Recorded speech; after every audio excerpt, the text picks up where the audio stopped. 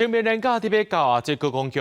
拜三表示讲，如果年假的头一天，也就是4月初3，车流量是上界多，所以4月初3早起6点，伫这国道5号道南就会实行高承载管制。另外，一管水也表示讲，清明呢民众会去陪忙，行到外口草坡仔去，就要避免去雨网塘顶感染到天狗热或者是红汤病。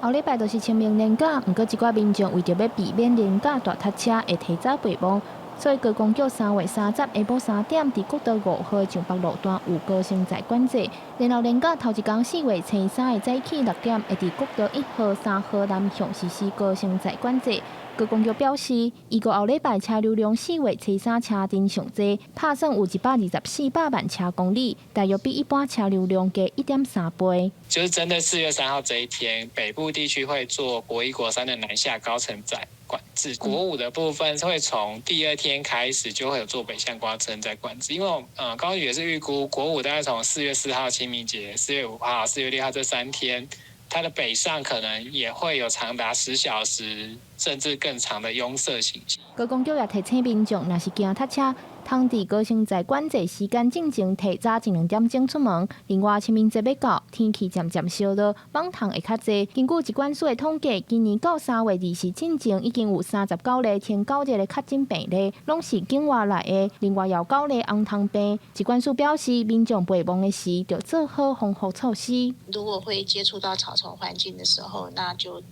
要做好个人的一个防护措施。那包括是穿着浅色的长袖的一个衣服或是手套，还有长筒袜，还有长靴等保护性的一个衣物。那这样子的话，比较能够避免蚊虫或是蜱虫或是蚜虫的一个叮咬。疾管署指出，民众若是雨网塘定着了后，后续出现发烧、关节骨头痛等等的状况，就要赶紧去看医生。所来疾管署嘛继续监测境外天狗热个案，避免后续疫情扩大变做本土的天狗热。记者张家琪、谢桂玲台北报道。